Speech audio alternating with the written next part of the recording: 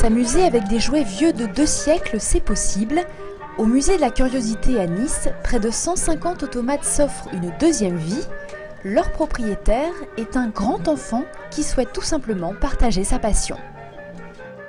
Le musée fonctionne avec les enfants. Les enfants font marcher les automates, font faire un petit show à tous les automates qu'il y a dans le musée.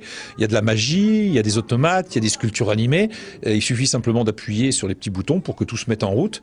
Ça, j'ai voulu que ça soit surtout un musée spectacle, un musée magique.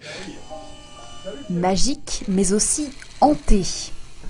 Par un drôle de personnage dans la cheminée, un piano sans pianiste, et avec un peu de concentration, on peut même déplacer des objets.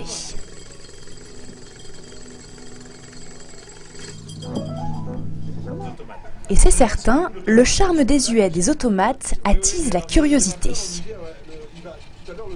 Et ça, c'est un petit bonhomme qui est plein de vie. Alors, quand on le met en route, vous voyez il est plein d'énergie, celui-là. Et ce qui est extraordinaire dans ce genre de sculpture, c'est que si vous voulez, avec un ressort et un aller-retour, ça devient un personnage animé. Et c'est cet art qui m'intéresse, c'est le côté très simple, si vous voulez, et plein de vie, quoi. Direction la maison de Tarzan, avec ses animaux exotiques et ses bêtes sauvages plus vraies que nature, mais pas de quoi faire peur pour autant.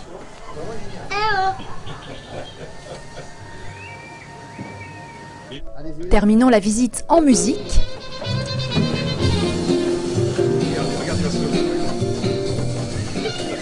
Du jazz plein les oreilles. Les parents aussi ont passé un agréable moment. Par rapport à un musée où tout est figé, c'est vrai que c'est plus... Enfin, je trouve que c'est mieux, quoi. C'est vrai que c'est nostalgique. Enfin, moi, j'aime tout ce qui est ancien, en plus, donc ça tombe bien. Un univers fantastique à découvrir rue Beaumont à Nice.